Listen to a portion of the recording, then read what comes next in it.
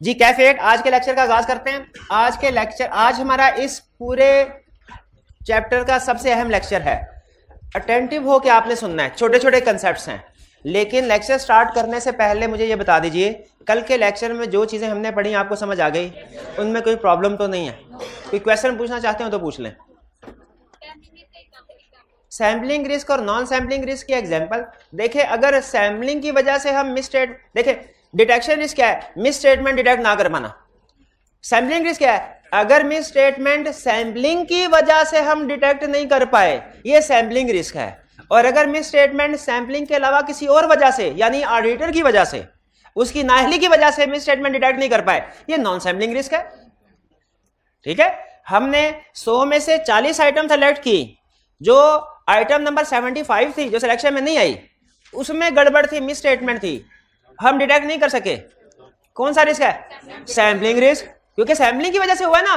Sampling risk में auditor का कसूर नहीं है, क्यों? स्टैंडर्ड इजाजत देते हैं सैम्पलिंग करने की। अच्छा, और अगर उन्हें 40 में से मिस स्टेटमेंट होती जो हमने सेलेक्ट किया है, ये नॉन, क्योंकि इस मिस स्टेटमेंट को डिटेक्ट ना करने का कसूर सैम्पलिंग का नहीं है, ऑडिटर का। ये non sampling risk. Non sampling risk में ऑडिटर को माफी नहीं मिलती। ठीक है, तो सैम्पलिंग रिस्क की डेफिनेशन से थोड़ी ना टेक्निकल वर्ड्स में लिखी हुई है। सिंपल इसकी डेफिनेशन ये है, सैम्पलिंग की वजह से जो ऑडिटर मिस स्टेटमेंट आइडेंटिफाई नहीं कर पाता, वो सैम्पलिंग रिस्क है। और सैम्पलिंग के अलावा किसी और रीजन की वजह से, यानी अपनी नाअहली की वजह से काम सही प्लान नहीं किया, परफॉर्म नहीं किया, सुपरवाइज नहीं किया, रिव्यू नहीं किया, टीम ठीक नहीं थी, इसकी वजह से अगर ऑडिटर मिस स्टेटमेंट को डिटेक्ट ना कर पाए, नॉन सैम्पलिंग रिस्क है। क्लियर हो गया?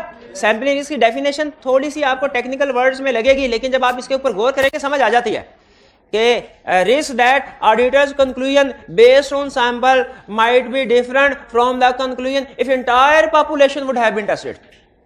ठीक है, थोड़ा सा सोचेंगे ना, अच्छा अगर सारी पॉपुलेशन टेस्ट करते तो कुछ और कंक्लूजन होता, सैंपल की बेस पे कुछ। मैंने 40 आइटम सेलेक्ट की सैंपल में, उसकी बेस पे मैंने कहा पॉपुलेशन ठीक है। अगर मैं 100 की 100 चेक करता तो 75 नंबर भी आ जाती, उस सूरत में कंक्लूजन होता कि पॉपुलेशन गलत है, लेकिन सैंपल की बेस पे मेरा कंक्लूजन डिफरेंट है। सारी पॉपुलेशन टेस्ट करता तो कंक्लूजन डिफरेंट होता। ये किस वजह से है? सैंपलिंग। इसी वजह से, क्योंकि सारी पॉपुलेशन टेस्ट नहीं की। क्लियर हो गया जी? जी, और कोई क्वेश्चन? जी जी पूछिए। सैम्पलिंग में भी जो हम सिलेक्शन परफॉर्म करते हैं, ट्रांजैक्शंस को सिलेक्ट करते हैं, तो फिर सैम्पलिंग में और सिलेक्शन में क्या फर्क है? सैम्पलिंग में और सिलेक्शन में क्या फर्क है? सिलेक्शन कई तरीकों से हो सकती है। सिलेक्शन कई तरीकों से हो सकती है। ठीक है, सिलेक्शन अपनी मर्जी से, प्रिंसिपल साहब ने कहा एक स्टूडेंट को इनाम देना है, अपनी मर्जी से कर सकते हैं। मैं कहा ये स्टूडेंट मुझे जाओ भाई इनाम ले जाओ, ये भी सिलेक्शन का तरीकाकार है। सिलेक्शन एक तरीका, अकड़ बकड़ बम्बे वो करके भी कर सकते हैं, ये भी सिलेक्शन का तरीकाकार है। सिलेक्शन के बहुत से तरीकेकार है ना।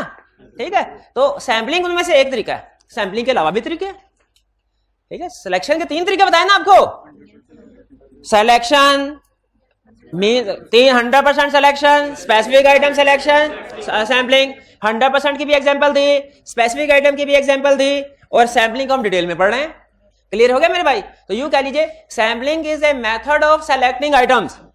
Sampling is a type of selecting items. Item को सेलेक्ट करने का एक तरीका है सैम्पलिंग। जी मेरे भाई। करता उन्होंने कहा सर सैंपल कैसे पॉपुलेशन को रिप्रेजेंट कर सकता है? देखिए 100% परफेक्टली रिप्रेजेंट नहीं करता सैंपल पॉपुलेशन को, लेकिन एक रिप्रेजेंटेटिव, रीजनेबल रिप्रेजेंटेटिव हो जाता है अगर सैंपलिंग अच्छे तरीके से की हो, सैंपल सही तरीके से उठाया हो। ठीक है, देखें अगर मैं यूं सैंपल करूं, क्लास में से कुछ बच्चे उठाने हैं जो कि क्लास का रिप्रेजेंटेटिव हो, अब ये सैंपल क्लास का रिप्रेजेंटेटिव होगा कि नहीं होगा, ये मेरे मेथड के ऊपर डिपेंड करता है। अगर मैं कहूं 10 बच्चे 20 बच्चे उठाने हैं, मैं कहूं ये टॉप के 20 ये सारे उठा के भेज दिए, क्या ये रिप्रेजेंटेटिव है? एंड से सारे उठा के भेज दिए, ये रिप्रेजेंटेटिव नहीं है। और हर बेंच में से एक एक बच्चा उठा के भेजा, ये बेहतर रिप्रेजेंटेटिव है। हालांकि अभी भी 100% रिप्रेजेंटेटिव नहीं है, लेकिन बेहतर। तो इस तरीके से हम एक आइडियल रिप्रेजेंटेटिव तो नहीं कभी भी उठा पाते, लेकिन एक रीजनेबल। अगर कभी आइडियल या परफेक्ट रिप्रेजेंटेटिव सैंपल का हम उठाने के काबिल होते हैं ना, सोचिए फिर सैंपलिंग रिस्क 0 हुआ करता। अगर सैंपल पॉपुलेशन का 100% रिप्रेजेंटेटिव होता, सैंपलिंग रिस्क होता ही इस वजह से है कि वो पॉपुलेशन का 100% रिप्रेजेंटेटिव नहीं होता। सवाल से सवाल ना उठाया करें आप लोग, अपना सवाल है 10 दफा पूछे, उसके सवाल से सवाल ना पूछे। नॉन सैम्पलिंग रिस्क में लाइन लिखी हुई है इट शुड बी 0। इसका मतलब क्या है कि नाअहली, अगर ऑडिटर की नाअहली है ना, उसकी वजह से कोई मिस स्टेटमेंट डिटेक्ट नहीं कर सका, उसकी माफी नहीं है, गोली मार दो उसको। Non sampling risk should be 0 का मतलब क्या है कि इनएडिक्वेट प्लानिंग, इनएडिक्वेट परफॉर्मेंस, इनएडिक्वेट सुपरविजन रिव्यू, ये नहीं होनी चाहिए, इसकी कोई माफी नहीं है। ये 1% भी हुई ना तो ऑडिटर को पकड़ लेंगे। हाँ, इनहेरेंट इसकी वजह से हो सकती है, इसलिए तो सैम्पलिंग रिस्क की इजाजत है। लेकिन इनहेरेंट इसमें कहीं पे ये था कि ऑडिटर इनएक्सपीरियंस्ड है, वो भी लिमिटेशन है। ऑडिटर के पास नॉलेज नहीं है, वो भी इनहेरेंट, वो था लिमिटेशन नहीं जी।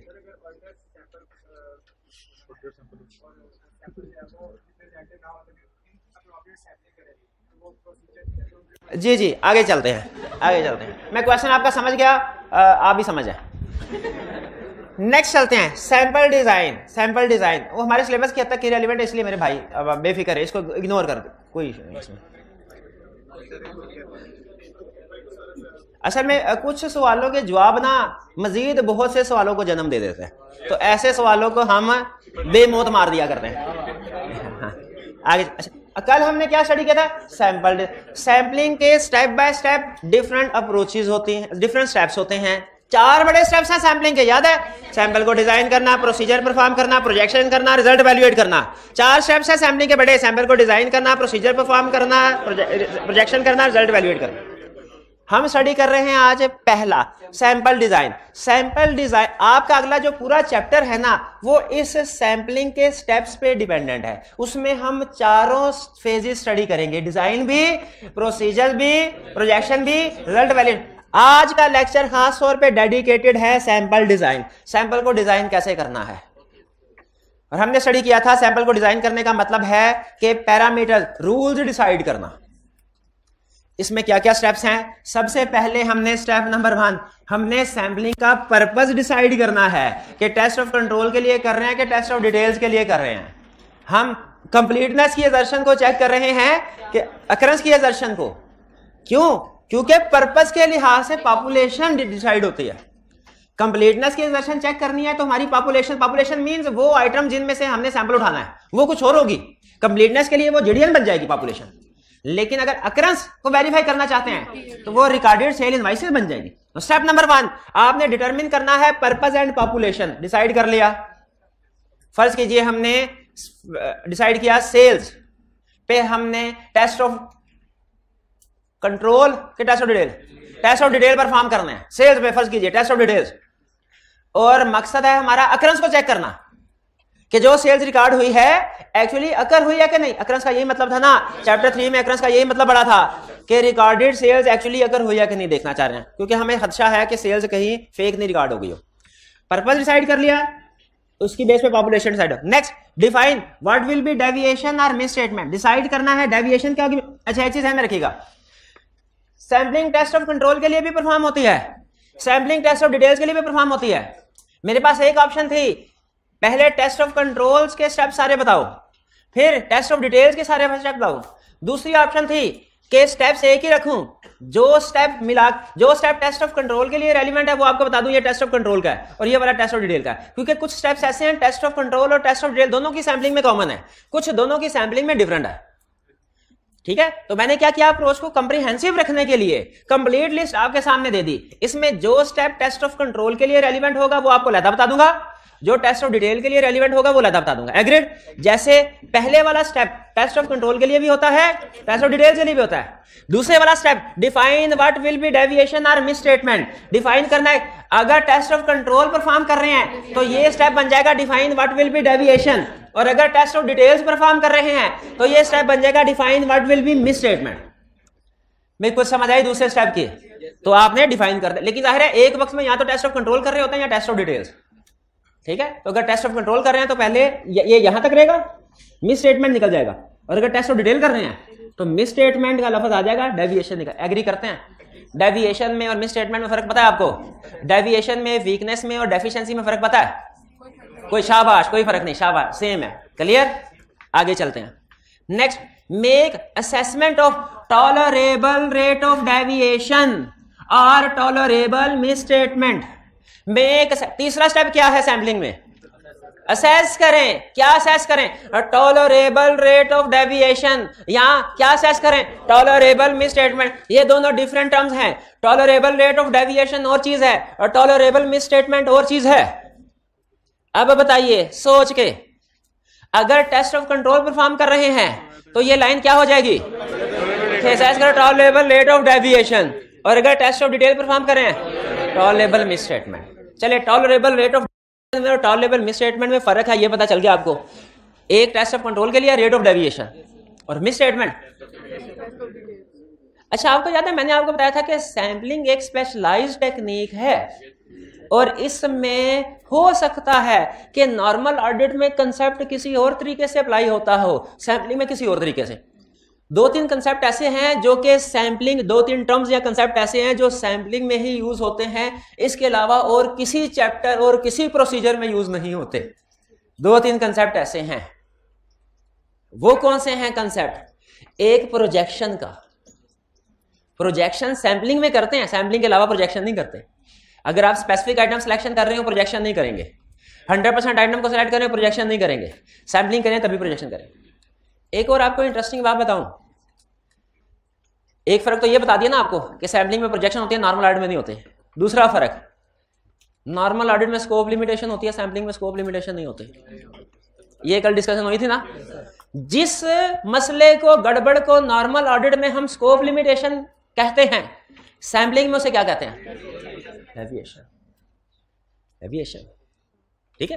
क्योंकि नॉर्मल ऑडिट में हम ओपिनियन को जब मॉडिफाई करते हैं ना तो हम कहते हैं कि उसको डिफरेंट 3-4 टाइप्स बता देते हैं।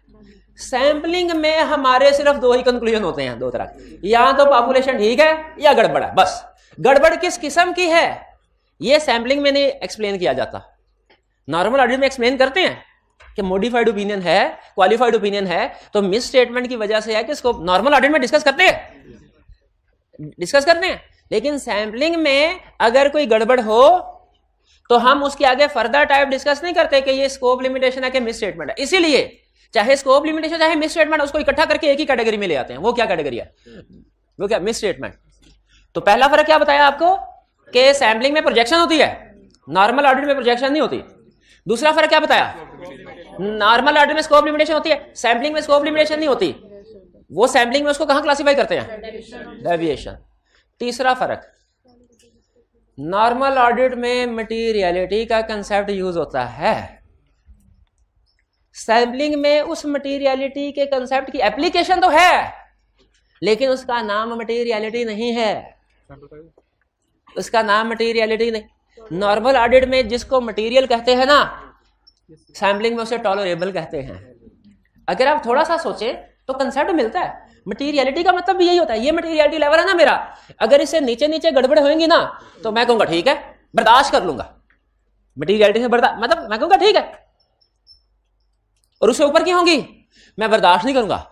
मैं कहूंगा या तो इसको ठीक करो वरना मैं ओपिनियन क्वालिफाई करने लगा। मटीरियलिटी में यही होता है ना। सिमिलर कंसेप्ट है टॉलरेबल का। अगर आपका टॉलरेबल का लेवल ये है ना और उससे नीचे नीचे की गड़बड़ है तो आप कहेंगे, आप कहेंगे ठीक है, पॉपुलेशन ठीक है, हालांकि सैंपल में हमें थोड़ी बहुत प्रॉब्लम नजर आए लेकिन वो टॉलरेबल से कम थी इसीलिए पॉपुलेशन ठीक है। लेकिन अगर ये गड़बड़ सैंपलिंग में गड़बड़ मिले और वो टॉलरेबल से ऊपर चली जाए, हम कहेंगे ना अब टॉलरेट नहीं करना हमने, अब बर्दाश्त नहीं करना, अब शोर मचा देना, क्या गड़बड़ है, गड़बड़ है। टॉलरेबल, सोचे टॉलरेबल और मटीरियलिटी का काम करने का तरीकाकार बैक एंड पे एक ही है। इसीलिए कहा जाता है कि जो टॉलरेबल है ना ये बेसिकली एप्लीकेशन ऑफ मटीरियलिटी है इन सैम्पलिंग। लेकिन पूरी सैम्पलिंग में आप लफ्ज मटीरियल नहीं देखें, मटीरियलिटी का वर्ड यूज नहीं करेंगे सैम्पलिंग के अंदर। सैम्पलिंग के चैप्टर के अंदर क्या वर्ड यूज करेंगे? टॉलरेबल का। अगर टेस्ट ऑफ डिटेल्स परफॉर्म कर रहे हैं उसे कहेंगे टॉलरेबल मिस स्टेटमेंट। अगर टेस्ट ऑफ कंट्रोल परफॉर्म कर रहे हैं उसे कहेंगे टॉलरेबल रेट ऑफ डेविएशन। शाबाश, समझ आया? Make assessment of tolerable rate of deviation और टॉलरेबल मिस। आसान अल्फाज में क्या कह रहा है? आसान अल्फाज में कि अगर आप टेस्ट ऑफ कंट्रोल परफॉर्म कर रहे हो उसका मटीरियलिटी लेवल डिसाइड कर लो, और अगर टेस्ट ऑफ डिटेल परफॉर्म कर रहे हो उसका मटीरियलिटी लेवल डिसाइड कर लो। सैम्पलिंग में टेस्ट ऑफ कंट्रोल के मटीरियलिटी लेवल को क्या कहते हैं? Tolerable rate of deviation. Sampling में टेस्ट ऑफ डिटेल्स के मटेरियलिटी लेवल को क्या कहते हैं? Tolerable misstatement. ठीक है, ये आसान कंसेप्ट है। अब जिन अल्फाज में वो कंसेप्ट बता रहा है वो अल्फाज यूज कर लें, करें। टॉलरेबल मिसस्टेटमेंट, पूछे सर टॉलरेबल मिसस्टेटमेंट क्या होता है? कंसेप्चुअली बताऊं कि स्टैंडर्ड के अल्फाज में? कंसेप्चुअली टॉलरेबल मिसस्टेटमेंट का मतलब है मटेरियलिटी लेवल, और ये बस टर्म इसलिए डिफरेंट है कि ये उसकी एप्लीकेशन उसी की है, सिर्फ सैम्पलिंग में यूज हो रहा है, इसलिए सैम्पलिंग की अपनी टर्म दी हुई है। स्टैंडर्ड में कहते हैं tolerable amount is the amount set by auditor, determined by auditor. Tolerable amount is the amount of misstatement set by auditor for which auditor obtains assurance that actual misstatements in population do not exceed from this amount. Clear हुआ? फिर से सुने। Tolerable misstatement is the amount of misstatement जो कि auditor set करता है for which, और इसके बारे में ऑडिटर तसल्ली करता है क्या कि पॉपुलेशन में इस अमाउंट से ज्यादा की मिसस्टेटमेंट ना हो। देखिए यही कह रहा है। Tolerable misstatement is the amount set bye auditor in respect of which for which auditor obtain assurance. क्या एश्योरेंस ऑब्टेन करता है? That the actual misstatement in population does not exceed from this amount. यानी auditor ये amount set करेगा और फिर अपनी तसल्ली करेगा कि पॉपुलेशन में इस अमाउंट से ज्यादा की मिसस्टेटमेंट ना हो, इससे कम की हो। अब अगली बात सुने जो उसने नहीं लिखी, अगर इससे कम की मिसस्टेटमेंट होगी तो ऑडिटर कहेगा कि पॉपुलेशन ठीक है, और अगर इससे ज्यादा की मिसस्टेटमेंट होगी तो ऑडिटर क्या कहेगा? पॉपुलेशन में गड़बड़ है। भी समझ आए? टॉलरेबल मिसस्टेटमेंट ये अमाउंट है जो ऑडिटर सेट करता है, जैसे 5% ऑफ मटेरियलिटी सेट किया, वो भी ऑडिटर ही करता है ना। Tolerable misstatement is the amount set bye auditor, और इसके बारे में ऑडिटर प्रोसीजर परफॉर्म करके एश्योरेंस ऑब्टेन करेगा, तसल्ली करेगा क्या कि जो पॉपुलेशन में मिसस्टेटमेंट है ना, यानी ऑडिटर ये देख रहा होता है कि मैंने सैंपलिंग करके जो भी मिसस्टेटमेंट आइडेंटिफाई की, उनको जो भी प्रोजेक्शन की, और प्रोजेक्शन करने के बाद जो मुझे मिसस्टेटमेंट आई वो इस टॉलरेबल मिसस्टेटमेंट से ज्यादा ना हो। अगर उससे कम हो, ज्यादा ना हो का मतलब क्या है? कम हो। अगर उसकी जो मिसस्टेटमेंट जो ऑडिटर ने आइडेंटिफाई किए हैं, जो प्रोजेक्शन वगैरह की है, अगर वो टॉलरेबल मिसस्टेटमेंट से कम होगी, ऑडिटर क्या कहेगा? पॉपुलेशन ठीक है। और अगर उससे ज्यादा होगी, पॉपुलेशन में गड़बड़ है। क्लियर हुई है बात? नहीं समझ आई? फिर से ये जो कंपैरिजन करेगा ना, ये काम करने के बाद करेगा, लेकिन ये जो लेवल डिसाइड करना है ना टॉलरेबल, ये अभी कर लेगा, अभी कर। देखिए ये जो कंपैरिजन मैं करवा रहा हूं ना आपको कि ऑडिटर ने जो मिसस्टेटमेंट आइडेंटिफाई की वो देखेंगे टॉलरेबल से ज्यादा है कि कम है, ये कंपैरिजन एंड में करेगा, जाहिर है प्रोसीजर परफॉर्म करने के बाद। लेकिन यहां पे टॉलरेबल मिसस्टेटमेंट को डिटरमिन तो अभी कर लेगा ना। अभी मैं आपको टॉलरेबल मिसस्टेटमेंट समझा रहा हूं, प्रोजेक्शन तो नहीं समझा रहा, प्रोजेक्शन तो नहीं समझा रहा। वो तो मैंने आपको साथ ही साथ इसका इस्तेमाल भी बता दिया क्या होगा। टॉलरेबल मिसस्टेटमेंट का कंसेप्ट समझाने के साथ साथ मैंने आपको एक एडिशनल कंसेप्ट भी समझा दिया। वो क्या कि इस टॉलरेबल मिसस्टेटमेंट का इस्तेमाल क्या होता है? जो मटेरियलिटी का इस्तेमाल होता है। मटेरियलिटी का इस्तेमाल क्या होता है कि सारा काम करने के बाद जो मिसस्टेटमेंट सामने आती है, हमने कंपेयर करके देखते हैं कि इससे ऊपर है कि नीचे है। नीचे हो तो हम कहते हैं ओके सारा कुछ, और अगर मिसस्टेटमेंट मटेरियलिटी लेवल से ऊपर हो जाए हम कहते हैं गड़बड़ है। उसी तरह यहां पे एग्जैक्टली वही काम हो रहा है। हम तकरीबन उसी तरीके से कैलकुलेशन करेंगे, उसको बस नाम क्या दे देंगे? Tolerable misstatement.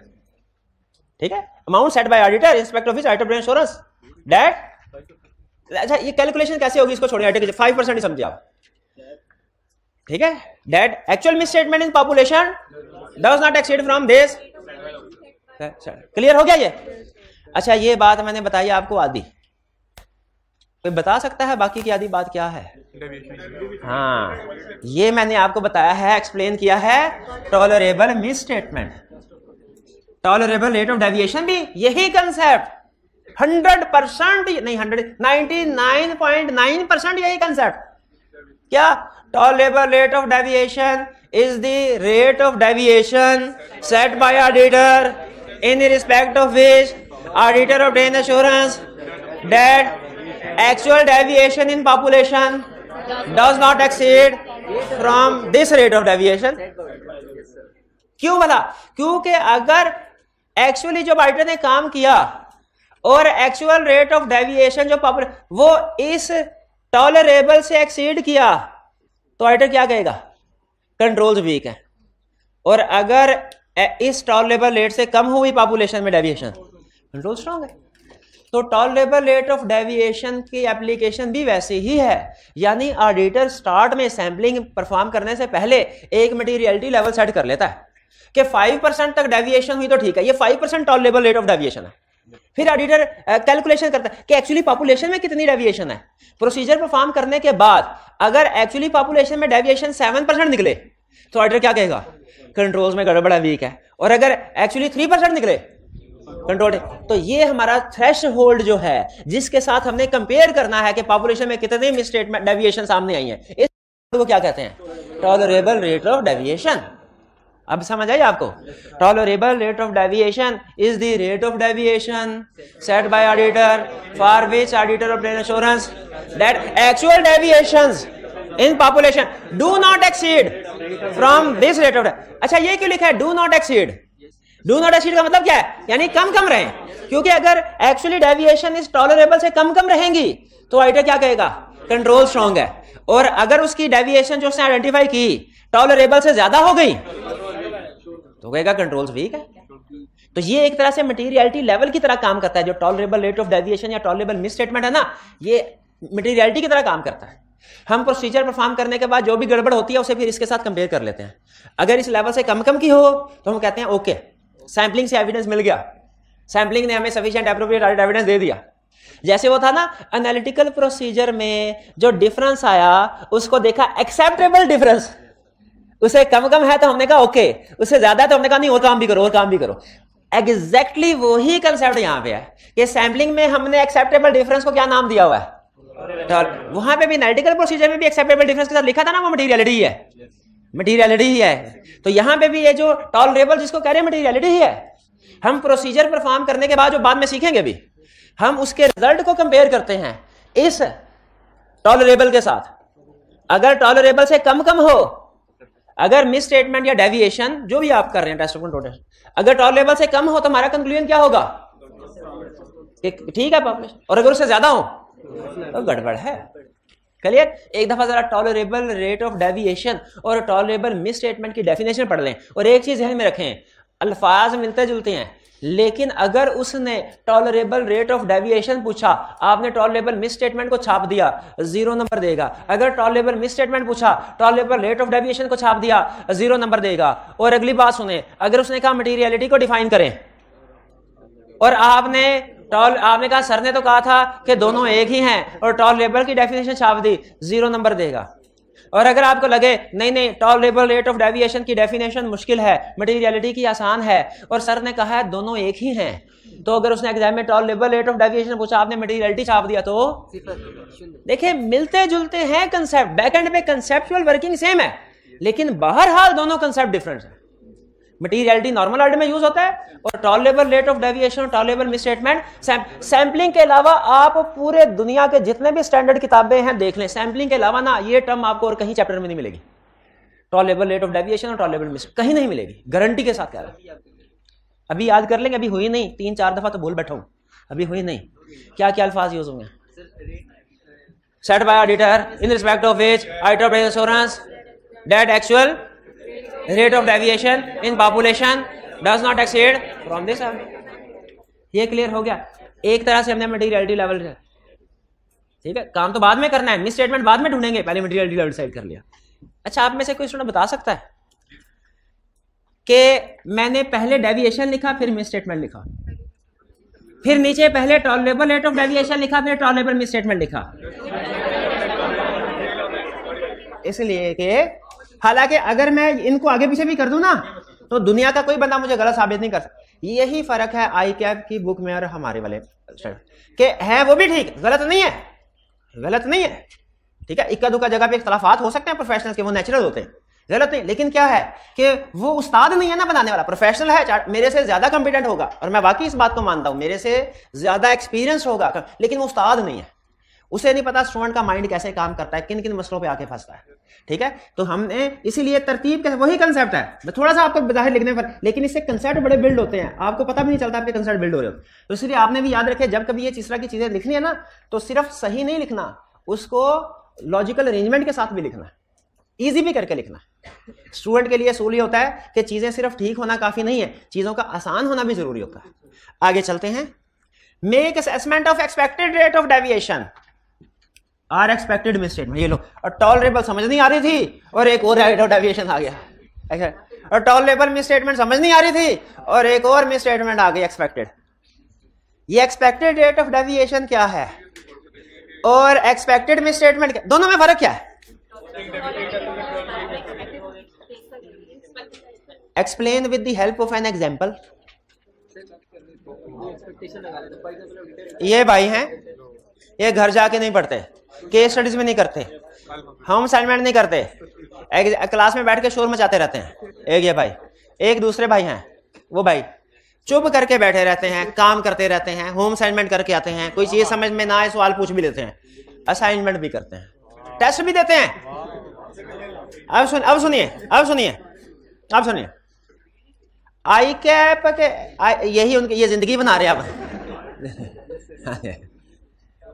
स्टूडेंट को मैंने कहा भाई आपने घर जाके असाइनमेंट करनी होती है, 2 घंटे की ज्यादा से ज्यादा काम होता है, कैलकुलेटेड आपको टास्क दिए जाते हैं ना, 2 घंटे का काम है, और दूसरे भी 2 सब्जेक्ट और 3 सब्जेक्ट एवरेज पढ़ाए होते हैं, 6 घंटे होंगे सिर्फ।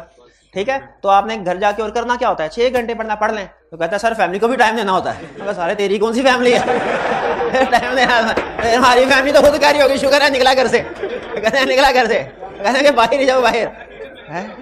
भाई कोई और भी काम करना है, यही काम करना है कि ये भी करना है? अच्छा अच्छा तो ये भी पेपर देने गया आई कैप का, वो भी पेपर देने गया आई कैप का, दोनों के लिए आई कैप का टॉलरेबल रेट ऑफ डेविएशन कितना है? 50। दोनों के लिए यह है टॉलरेबल, यानी 50 तक की गलतियां करेंगे तो आई कैप पास कर देगा, 50 से ज्यादा यानी 50 से नीचे करेंगे आई कैप कहेगा छोटी मोटी गड़बड़ ओके पास, और 50 से ज्यादा करेंगे आई कैप कहेगा फारग। टॉलरेबल दोनों के लिए एक है।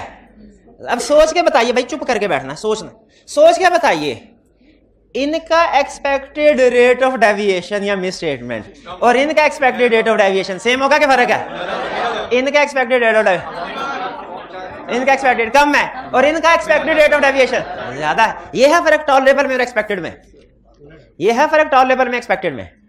ठीक है, एक्सपेक्टेड। अच्छा मुझे यह बताइए, नहीं समझ आई?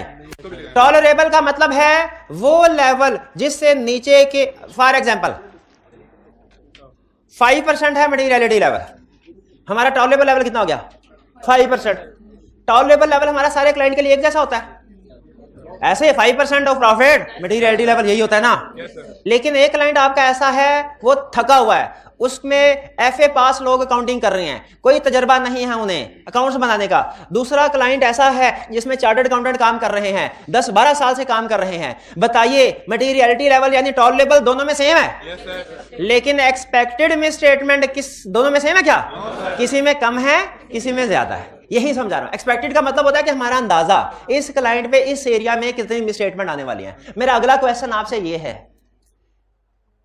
इस स्टेज पे हमने अभी प्रोसीजर परफॉर्म करने तो शुरू किए ही नहीं, सैंपल डिजाइन पहले है, प्रोसीजर वाला स्टेप बाद में है। प्रोसीजर अभी परफॉर्म करने हमने इस स्टेज पे नहीं ना शुरू किए, ये डिजाइन स्टेज पे। तो हमें कैसे पता चल गया एक्सपेक्टेड मिस स्टेटमेंट या एक्सपेक्टेड रेट?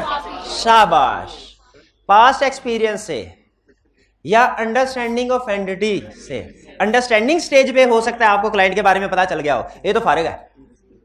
ठीक है, रिस्क असेसमेंट, शाबाश, रिस्क असेसमेंट, अंडरस्टैंडिंग से मुराद रिस्क असेसमेंट ही है, तो पढ़ा हुआ है ना। Risk assessment procedure to obtain understanding of entity and internal control to assess, तो इसका मतलब अंडरस्टैंडिंग ऑफ एंटिटी से रिस्क असेस एक ही बात है बहरहाल। ठीक है, तो एक्सपेक्टेड समझ आ गया, टॉलरेबल रेट ऑफ डेविएशन और टॉलरेबल मिस स्टेटमेंट समझ आ गया, expected rate of deviation expected miss statement समझ आ गया क्या है? शाबाश। और एक्सपेक्टेड के फैक्टर्स क्या है? ये पास्ट का एक्सपेक्टेड कैसे डिसाइड करते हैं? पास्ट प्रायर ईयर का एक्सपीरियंस या इसी साल का रिस्क असेसमेंट स्टेज का एक्सपीरियंस। रिस्क असेसमेंट पहले हो चुकी होती है ना, test of control, test of detail, risk assessment stage का एक्सपीरियंस।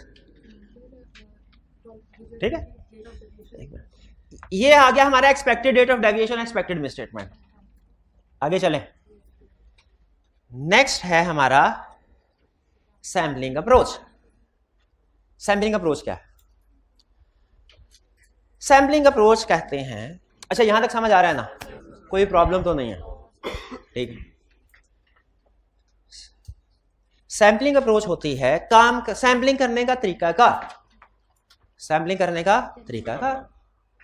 मैं आपसे कहूं फॉर एग्जांपल कि आप मुझे एक एप्लीकेशन लिख के दें, आपने कहा सर 2 दिन पहले मेरी तबीयत बहुत ज्यादा खराब हो गई थी, मैं आ नहीं सका, लेक्चर मिस हो गए, बराए मेहरबानी मुझे 2 दिन के लिए ना एक्सेस दीजिए ऑनलाइन सिस्टम की, मैं ताकि लेक्चर ले लूं। हमने कहा अच्छा ठीक है, एप्लीकेशन लिख के दिखाओ, साथ में वो डॉक्टर का जो भी प्रेस्क्रिप्शन वगैरह सर्टिफिकेट जो भी एविडेंस अटैच करो, प्रिंसिपल साहब के पास ले जाओ। आपने एप्लीकेशन लिखी।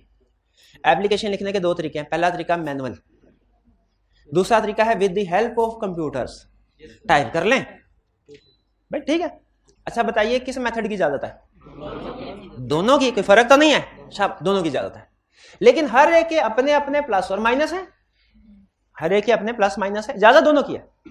एग्जैक्टली उसी तरह सैंपलिंग के अंदर भी हमारी 2 अप्रोचेस हैं सैंपलिंग करने की।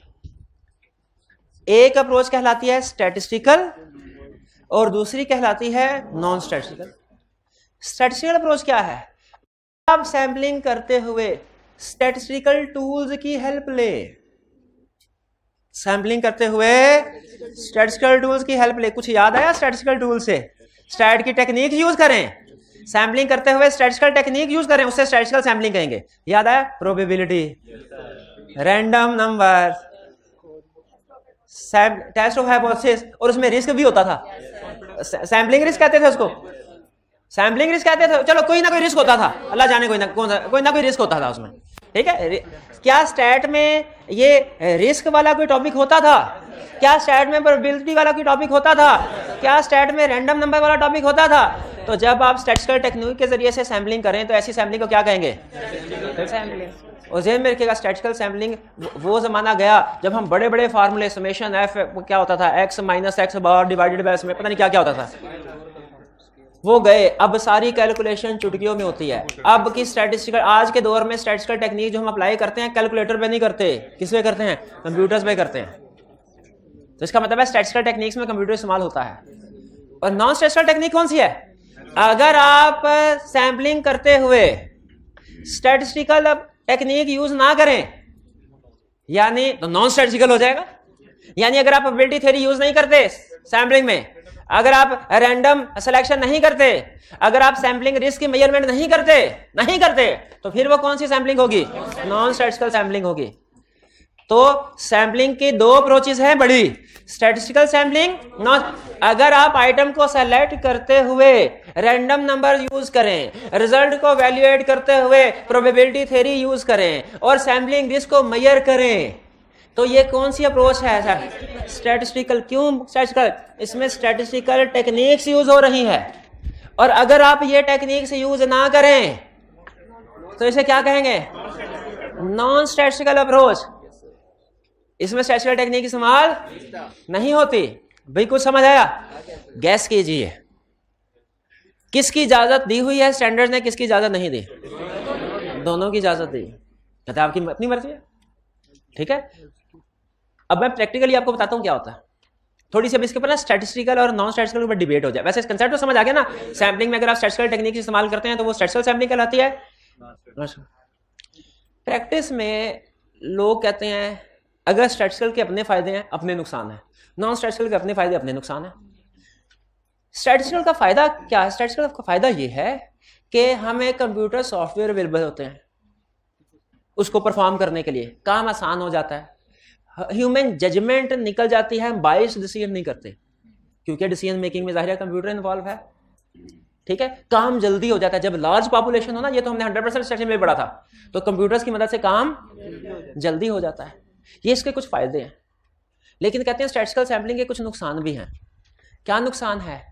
सबसे बड़ा, आपको हैवी कॉस्ट इनकर करना पड़ती है। अपनी टीम को लैपटॉप लेके देने पड़ेंगे, कैलकुलेटर पे तो नहीं करेंगे सारे काम, लैपटॉप, उनकी ट्रेनिंग करनी पड़ेगी, हार्डवेयर खरीदना है, सॉफ्टवेयर खरीदना है, ट्रेनिंग, इन सब पे कॉस्ट पड़ते हैं।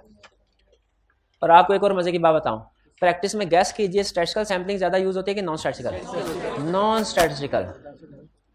वो कहते हैं ऑडिटर प्रैक्टिस में कहते हैं जो हमारा तजर्बा है ना, तजर्बा, उसको दुनिया का कोई सॉफ्टवेयर, कोई कंप्यूटर रिप्लेस नहीं कर सकता। जो ऑडिटर की जजमेंट है, जो ऑडिटर का एक्सपीरियंस है, वो कहता है जिस तरह, अब मुझे ये बताएं, क्या दुनिया का कोई हकीम न अभी नहीं सुने, दुनिया का कोई कंप्यूटर याद कर लिया आपने, सारी हिकमत डाल दी उसके अंदर, क्या वो नब्ज देख के कंप्यूटर है, नब्ज देख के मर्ज बता सकता है? नहीं। लेकिन कुछ हकीम है जो बता देते हैं, ठीक है? वो क्या है?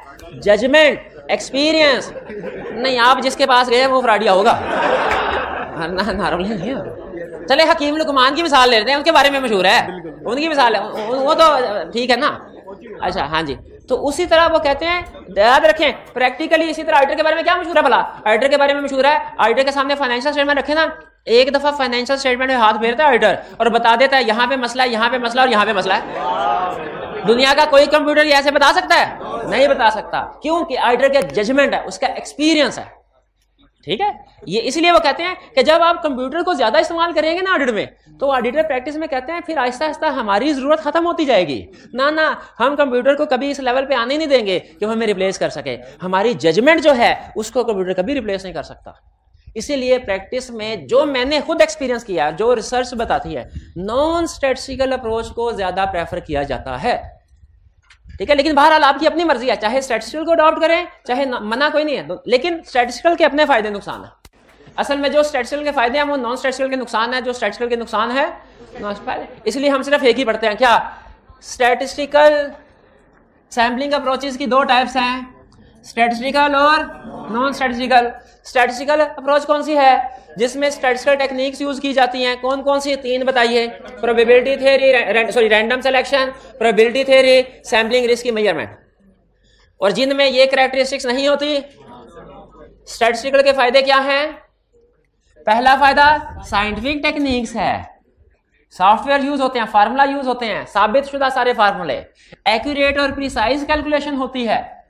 कंप्यूटर सारी कैलकुलेशन, सैंपल साइज क्या होगा, ठीक है, टोटल पॉपुलेशन कितनी डिवाइसेस हैं, कितना सैंपल होना चाहिए, free from bias, free from bias, ठीक है, फ्री फ्रॉम बायस, क्योंकि बायस नहीं हो सकता ना, हम बायस हो सकते हैं। क्या यार सैंपल साइज है, आज 6 बजे C-FAB 1 की क्लास भी है, आज सर ने बहुत अहम टॉपिक कवर करवाना है, सीनियर ने काम भी दे दिया, ऐसा करता हूँ सैंपल साइज जो है ना वो 100 में से 20 का होना चाहिए, मैं 6 का रख लेता हूँ ताकि जल्दी छुट्टी हो जाए, चला जाए। क्या हुआ, बायस हो गए कि नहीं हो गए? लेकिन अगर स्टैटिस्टिकल टूल यूज कर रहे हो, उसमें फार्मूला होते हैं ऑलरेडी कि पॉपुलेशन कितनी है, अमाउंट कितनी है, तो सैंपल कितना होना चाहिए। अगर उसको यूज करेंगे, क्या वो ये सोचेगा आपने आज जल्दी घर जाना है? नहीं, वो तो एक्यूरेट और precise free from bias calculation करेगा। ये फायदा है स्टैटिस्टिकल सैंपलिंग का।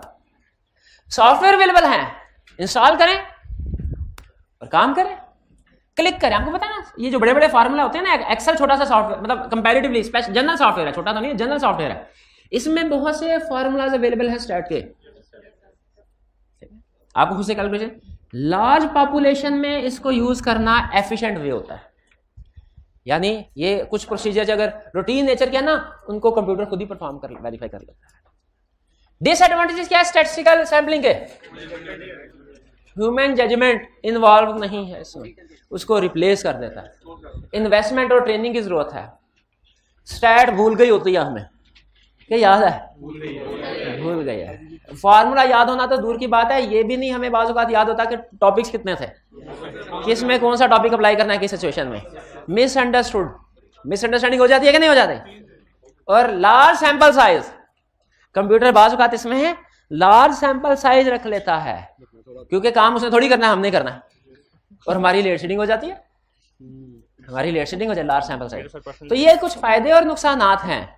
कुछ आपको समझ आया क्या एडवांटेज और डिसएडवांटेज स्टैटिस्टिकल? तो बताइए ये सारे एडवांटेजेस और डिसएडवांटेजेस को सामने रखे, अगर मैं आपसे पूछूं, आप अगर प्रैक्टिस में जाएं तो स्टैटिस्टिकल अप्रोच को अडॉप्ट करेंगे कि नॉन स्टैटिक? अभी वोटिंग कराते हैं। कितने स्टूडेंट ऐसे हैं जो प्रैक्टिस में जाएंगे तो स्टैटिस्टिकल अप्रोच को पसंद करेंगे, और कितने ऐसे हैं जो नॉन स्टैटिस्टिकल को? शाबाश, नॉन स्टैटिस्टिकल ठीक है, आपके अपने दोनों ठीक हैं, मैं ये नहीं कह रहा कि नॉन स्टैटिस्टिकल, दोनों ठीक है। प्रैक्टिस में असल में आपको बताता हूं, प्रैक्टिस में बाजुकात बिग इंटरनेशनल लेवल पे ना जो फॉर्म्स होती है उनके साथ एफिलिएशन होती है, तो हमें उनकी बात माननी पड़ती है। जिस तरह आप जूनियर है ना, आप जब ट्रेनिंग करने के लिए जाते हैं तो पार्टनर की बात मानना पड़ती है। पार्टनर कहे पैसा कोई नहीं भाई, पैसे कोई क्लाइंट हमें पैसे नहीं दे रहे, कंप्यूटर खरीदने के लिए पैसे नहीं है, चाहो मैनुअल काम करो, तो आप नॉन स्ट्रेटजिकल अप्रोच लगाने में मजबूर है, वो भी ठीक। लेकिन अगर बिग 4 के साथ एफिलिएशन है फर्म की, और बिग 4 हमने कहा हमारी पॉलिसी ये है कि हम स्ट्रेटजिकल अप्रोच अडॉप्ट करते हैं, तो फिर स्ट्रेटजिकल अप्रोच होगी। लेकिन बहरहाल दोनों ठीक है, एडवांटेज डिसएडवांटेज अपनी जगह पे, दोनों जिसका आप दिल चाहे लाइक कर सकते हैं। क्लियर जी? आगे चलते हैं। लेकिन आगे चलने से पहले मुझे लगता है हमने काफी चीजें पढ़ ली हैं आज, छोटी छोटी है काफी, तो एक दफा क्विक रिवीजन हो जानी चाहिए। शाबाश, क्लास खत्म होने को नहीं कह रहा, क्विक रिवीजन को कह रहा हूं, ताकि थोड़ी ब्रेक हो जाए, आप भी थोड़ा रिफ्रेश हो जाए, उसके बाद आगे चलें। सैम्पलिंग परफॉर्म कर रहे हैं। सैम्पलिंग के 4 बड़े स्टेप्स कौन कौन से हैं? डिजाइन करना है, प्रोसीजर परफॉर्म करने हैं, प्रोजेक्शन करनी है, रिजल्ट्स की वैल्यूएशन करनी है। आज के लेक्चर में हम क्या कर रहे हैं? Sample design. सैंपल डिजाइन में कुछ स्टेप्स हैं जिनमें स्टेप बाय स्टेप हम काम करते हैं। सैंपल डिजाइन में सबसे पहला स्टेप क्या है? पर्पस और पॉपुलेशन डिसाइड करना। दूसरा स्टेप क्या है? डेविएशन और मिस स्टेटमेंट को डिफाइन करना। तीसरा स्टेप क्या है? डिटरमिन करना टॉलरेबल रेट ऑफ डेविएशन या tolerable miss statement. Fourth, expected rate of deviation, expected miss statement. Fifth, sampling approach decide करना, स्टैटिस्टिकल के नॉन स्टैटिस्टिकल। इसमें हमने स्टैटिस्टिकल के एडवांटेज और डिसएडवांटेज पढ़ लिए। वैसे किताब में आईकैप की बुक में स्टैटिस्टिकल की है, लेकिन अगर नॉन स्टैटिस्टिकल के एडवांटेज डिसएडवांटेज पूछ ले तो बता देंगे। इसको रिवर्स करते हैं, इसको रिवर्स करते हैं, आगे चलते हैं। ये क्या है? अच्छा, आपको ये पता है कि ऑडिटर 100% टेस्टिंग नॉर्मली नहीं करता, सैंपल बेस पे काम करता है। ऑडिटिंग स्टैंडर्ड्स ने ये तो बताया है कि ऑडिटर 100% टेस्टिंग नहीं करेगा, सैंपल साइज सेलेक्ट करके सैंपलिंग करके काम करेगा। लेकिन ये पूरे स्टैंडर्ड में कहीं पे नहीं बताया हुआ कि वो सैंपल साइज क्या होगा। यानी ऑडिटिंग स्टैंडर्ड ने ये नहीं बताया हुआ कि 100 आइटम्स हो तो उसमें से 70% सेलेक्ट करने चाहिए, 50% या 30%। ये उन्होंने कहा ऑडिटर की जजमेंट पे छोड़ दिया। लेकिन 100 से कम होना चाहिए, कितना ये नहीं बताया ऑडिटर की जजमेंट। लेकिन याद रखे प्रोफेशनल जजमेंट पे, और जजमेंट भी हमेशा कुछ ना कुछ फैक्टर्स पे बेस कर रही होती है, कुछ ना कुछ फैक्टर्स पे बेस कर रही होती है। अब जैसे अगर मैंने देखना है क्लास में किसने असाइनमेंट किया है, मैं एक नजर आते सारे स्टूडेंट्स को देखता हूँ, फिर अपनी जजमेंट की बेस पे मैं कहता हूँ भाई असाइनमेंट चेक कराओ, ये कहते सर असाइनमेंट नहीं की हुई। ये जजमेंट, लेकिन याद रखें मेरी ये जजमेंट भी हवाई जजमेंट नहीं है, ये कुछ ना कुछ फैक्टर्स पे डिपेंड कर रही है। जैसे पास्ट एक्सपीरियंस से मुझे पता है कि जिसने असाइनमेंट, जब हम ऐसे देख रहे होते हैं ना स्टूडेंट को, तो जिस स्टूडेंट ने असाइनमेंट नहीं की होती ना, नजरें नीचे कर लेता है। जैसे ड्राइविंग सिखाते हुए जो मोटरसाइकिल सिखाने में पहला असूल ये बताता है कि भाई इशारे पे सार्जेंट खड़ा होना, अगर ट्रैफिक वार्डन, और चाह तोड़ना, उसकी तरफ नहीं देखना, उसकी तरफ नहीं देखना। हाँ, जैसे उसकी तरफ देखा उसने बुला लेना है। एक उसकी तरफ नहीं देख, और दूसरा उससे जरा साइड पे होकर निकल जाना। हाँ बिल्कुल उसी तरह जिस स्टूडेंट ने असाइनमेंट नहीं की होती ना, वो बड़ा बाअदब और शरीफ बन के निगाहें जो आया बैठा होता, हमें पता चलता था भाई यही है जिसने असाइनमेंट। तो इसका मतलब एग्री करते हैं कि जो जजमेंट होती है ना, जजमेंट वो भी कुछ फैक्टर्स पे डिपेंड कर रही होती है। जजमेंट भी हवाई नहीं होती, प्रोफेशनल जजमेंट।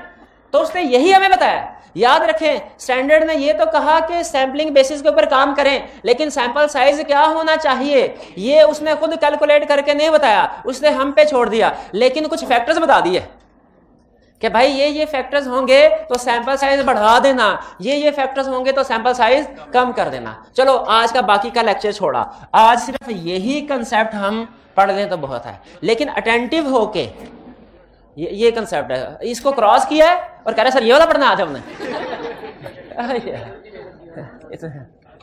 तो ये कंसेप्ट ठीक है। हम सीखने क्या जा रहे हैं कि जब हमने सैंपलिंग करनी है तो सैंपल साइज क्या रखना है, कम रखना है कि ज्यादा रखना है सैंपल साइज। क्योंकि स्टैंडर्ड ने खुद हमें क्वांटिफिकेशन करके नहीं बताया, लेकिन स्टैंडर्ड ने हमें फैक्टर्स बता दिए कि ये फैक्टर हो तो सैंपल साइज कम कर लेना, ये फैक्टर हो तो सैंपल साइज ज्यादा कर लेना, ये फैक्टर्स हो तो सैंपल साइज कम, ये फैक्टर हो तो सैंपल साइज। स्टैंडर्ड ने फैक्टर्स बताए हैं।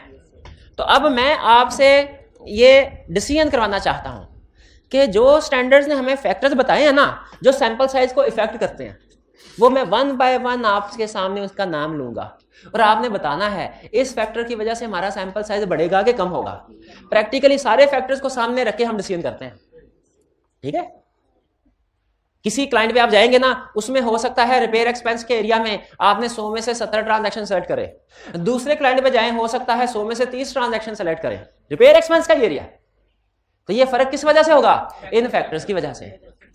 अगर ये फैक्टर्स मौजूद है फॉर एग्जांपल तो बढ़ गया, और नहीं है तो कम, वो डिपेंड करता है फैक्टर्स के ऊपर। स्टार्ट करें, अटेंटिव है, किताबें कर दे बंद, किताबें कर दे बंद, अटेंटिव हो जाए। पहले बताइए सैम्पलिंग करनी है टेस्ट ऑफ कंट्रोल की क्या टेस्ट ऑफ डिटेल्स की? टेस्ट ऑफ, शाबाश। जो टेस्ट ऑफ डिटेल की कहते हैं उसकी क्लास हो जाती, क्योंकि पहले टेस्ट ऑफ कंट्रोल करते हैं, शाबाश।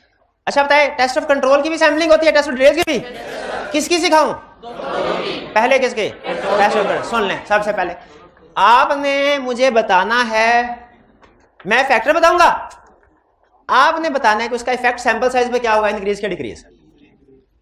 अच्छा एक दो पहले मैं आपको सब सिखा दूं कि कैसे सोचना है, सोचना सिखा दूं, फिर आप उस लाइन पे सोचिएगा। टॉलरेबल रेट ऑफ डेविएशन, अगर tolerable rate of deviation increase हो जाए, यानी ये सारे फैक्टर इंक्रीज है, ठीक है, इस इंक्रीज का मतलब ये है। लेकिन आपने मुझे अटेंटिव सुन के फिर जवाब देना है। अगर tolerable rate of deviation increase हो जाए, sample size for test of control पे क्या फर्क पड़ेगा? अब देखिए सोचना कैसे है। Tolerable rate of deviation, tolerable rate of deviation का मतलब materiality, tolerable rate of deviation increase हो गया मतलब मटेरियलिटी इंक्रीज हो गया। मटेरियलिटी और रिस्क का सर ने बताया था इनवर्स रिलेशनशिप होता है। टॉलरेबल रेट ऑफ डेविएशन यानी मटेरियलिटी इंक्रीज तो रिस्क डिक्रीज, तो प्रोसीजर भी डिक्रीज, सैंपल साइज क्या होगा? डिक्रीज। जी कुछ समझ आया? ये हाइब्रिड वाले भाईजान आपको समझ आ गया? शाबाश। आगे चलते हैं, फिर दोबारा बताए। अच्छा ये तो आपको पता है ना, रिस्क और मटेरियलिटी का इनवर्स रिलेशनशिप है, ये तो पता है ना, शाबाश। और ये भी पता है कि टॉलरेबल रेट ऑफ डेविएशन बोले तो मटेरियलिटी लेवल, तो tolerable rate of deviation increase हुआ, टॉलरेबल, तो सैंपल साइज में क्या फर्क पड़ा? मटेरियलिटी लेवल इंक्रीज हो गया, टॉलरेबल मतलब मटेरियलिटी इंक्रीज, तो रिस्क क्या हुआ? कम, क्योंकि इनवर्स रिलेशनशिप, रिस्क कम तो प्रोसीजर भी कम, तो सैंपल साइज क्या होगा? कम हो गया। तो अगर tolerable rate of deviation increase हो जाए, sample size for test of control decrease हो जाएगा। समझ आई ये बात? एक मिनट ठहरे, रिस्क और मटेरियलिटी का इनवर्स रिलेशनशिप कैसे है ये पूछ रहे हैं भाईजान। ये जब मैंने पहली दफा आपको बताया था ना, उस वक्त भी ये कहा था मेहरबानी आपकी इसके बारे में नहीं सोचना, कोई तो बात जो मैं बोलूं तो मान लें सर ने सही बोली होगी, मान लें रिस्क और मटेरियलिटी का इनवर्स रिलेशनशिप होता है, बोले रिस्क और मटेरियलिटी का इनवर्स रिलेशनशिप होता है, रिस्क और मटेरियलिटी का इनवर्स रिलेशनशिप होता है। आगे चलें, expected rate of deviation increase हो जाए। अब एक्सपेक्टेड रेट ऑफ डेविएशन का मतलब क्या है? अगर हमारी एक्सपेक्टेशन है तबाही फिरी हुई है क्लाइंट में, डेविएशन बहुत ज्यादा है, increase in expected rate of deviation का मतलब यही है ना, डेविएशन मसले मसाइल बहुत ज्यादा है, यानी रिस्क ज्यादा है, तो हमारा सैंपल साइज क्या ज्यादा हो जाएगा। High risk high procedure, low risk low procedure, यही तो पड़ा है। क्लियर हो गया? चलिए, तो अगर increase in expected rate of deviation है तो sample size for test of control क्या है? आगे चलें, डिजायर्ड लेवल ऑफ इंश्योरेंस। अगर ऑडिटर का डिजायर्ड, अच्छा लेवल ऑफ इंश्योरेंस क्या होता है? रीजनेबल है कि लिमिटेड है? अगर desired level of insurance increase हो यानी रीजनेबल, तो सैंपल साइज भी क्या होगा? इंक्रीज हो जाएगा। और अगर desired level of insurance decrease हो जाए, सैंपल साइज भी डिक्रीज। यही वजह है कि ऑडिट में काम ज्यादा करते हैं और रिव्यू में काम कम करते हैं, इसलिए कि ऑडिट में लेवल ऑफ इंश्योरेंस ज्यादा है। अगर लेवल ऑफ इंश्योरेंस ज्यादा है तो काम भी ज्यादा करना पड़ेगा, और रिव्यू में लेवल ऑफ इंश्योरेंस कम है, अगर लेवल ऑफ इंश्योरेंस कम है तो काम भी कम करना पड़ेगा। ये बात समझ आई? अब बताएं, ऑडिटर रिलाइज ऑन कंट्रोल, अगर ऑडिटर कंट्रोल्स पे रिलाई करना चाहता है तो टेस्ट ऑफ कंट्रोल्स ज्यादा करने पड़ेंगे, और अगर ऑडिटर कंट्रोल्स पे रिलाई कम करना चाहता है टेस्ट ऑफ कंट्रोल्स कम करने पड़ेंगे, और अगर ऑडिटर कंट्रोल्स पे रिलाई करना ही नहीं चाहता तो टेस्ट ऑफ कंट्रोल परफॉर्म ही नहीं करेगा। कुछ समझ आए? पॉपुलेशन साइज या नंबर ऑफ ट्रांजैक्शंस का नेग्लिजिबल इफेक्ट होता है। नेग्लिजिबल का मतलब ना होने के बराबर। नेग्लिजिबल क्यों है? अगर आप कहेंगे तो मैं कल एक्सप्लेन कर दूंगा, वरना जरूरत नहीं एक्सप्लेन करने की। कहेंगे तो कल एक्सप्लेन कर दूंगा। भाई कुछ समझ आई? टेस्ट ऑफ कंट्रोल में कैसे सोचना है, समझ आई? टेस्ट ऑफ डिटेल में कैसे सोचना है? अब सुनिए अभी आप बताएंगे। टॉलरेबल मिसस्टेटमेंट, अगर टॉलरेबल मिसस्टेटमेंट लेवल इंक्रीज हो जाए, मैं सोचने दे, टॉलरेबल मिसस्टेटमेंट इंक्रीज, टॉलरेबल बोले तो मटेरियलिटी लेवल इंक्रीज, तो risk decrease, tolerable misstatement increase, risk decrease, sample size क्या होगा? डिक्रीज। भाई ये समझ आया आपको? अब बताइए,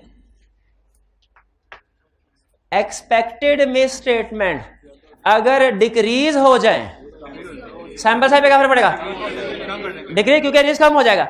अच्छा, आपने नोट किया कभी मैं इंक्रीज कह रहा हूं कभी डिक्रीज कह रहा हूं, कंफ्यूज करने के लिए। आप नहीं हो रहे, लेकिन शाबाश शाबाश, ठीक है।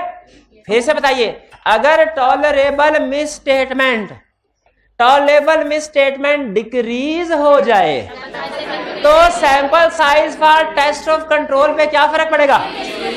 फिर से सुन लें, अगर हाँ जी टॉलरेबल मिसस्टेटमेंट डिक्रीज हो जाए, sample size for test of control पे क्या फर्क पड़ेगा? कोई फर्क नहीं पड़ेगा, क्योंकि और से सुन लें, अगर टॉलरेबल मिसस्टेटमेंट डिक्रीज हो जाए तो sample size for test of control पे क्या फर्क पड़ेगा?